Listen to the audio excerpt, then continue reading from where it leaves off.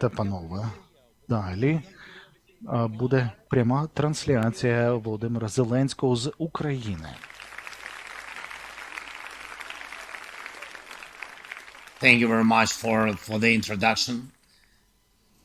It's a great honor for me and for Ukraine to address you.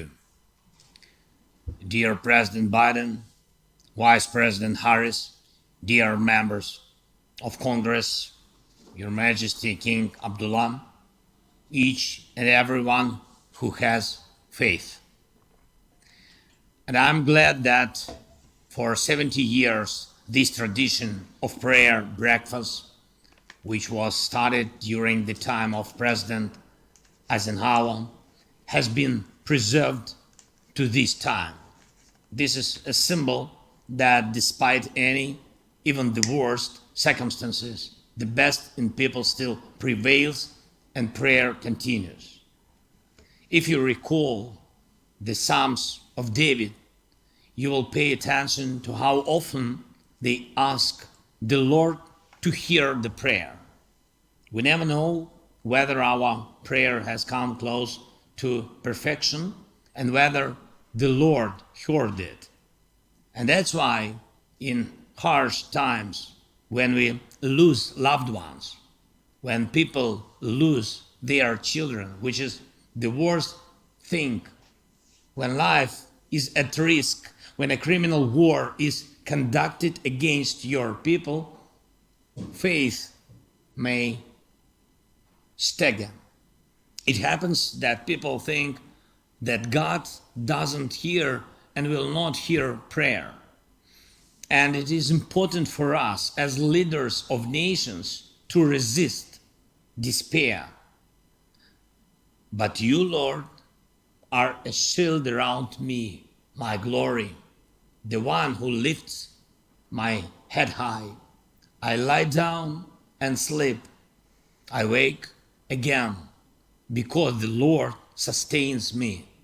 Though an army encamp against me, my heart shall not fear. These words at the beginning of the book of Psalms and their determination balances the doubts that are found later in the book, because this is confidence in the Lord who hears and who sees what is in the person's heart. Millions of Ukrainians are asking for the expulsion of the invaders from our homeland and so for the restoration of peace. We believe in God. We do not allow despair. Thanks to the bravery of our soldiers, thanks to the help of friends of freedom in the world, thanks to President Biden and all of you, the leaders and people who help.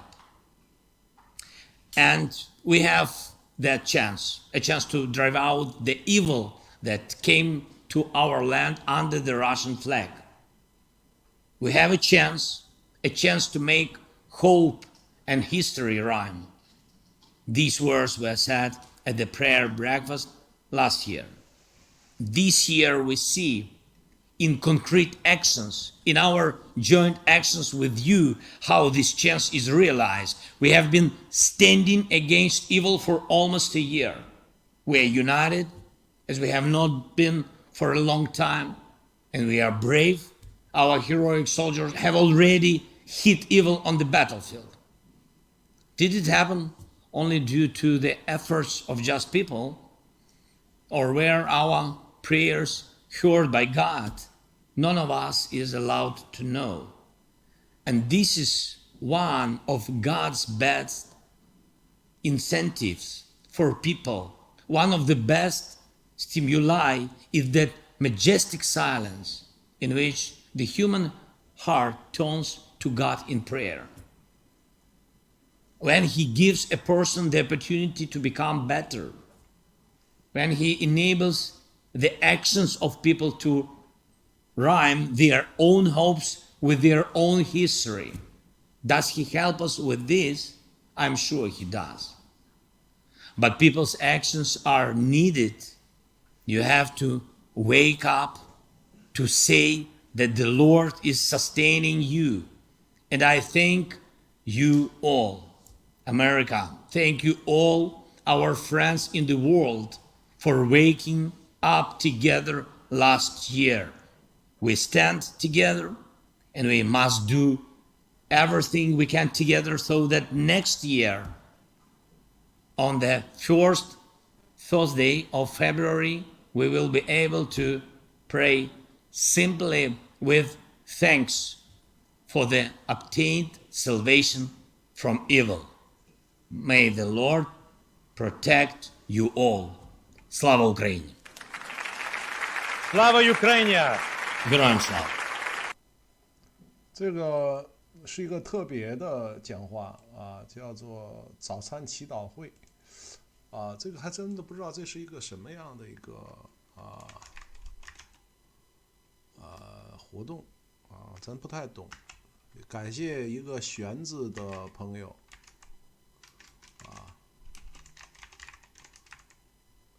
但我觉得这个翻译的可能跟他要表达的意思可能有些个问题啊。什么叫做国家早餐祈祷早餐会啊？是1935年基督教卫理教派基督教徒举行的研经早会。4年后开始1935年4年后开始由美国国政坛基督教徒人士定期举办，逐渐成为各国家和地区沿用，并以为国祈祷举办的宗旨就是为国家祈祷的一个活动在这里呢，泽连斯基是谈到了一个信仰的问题，但是我觉得翻译的很吃力，似乎把他要讲的意思没有翻译出来，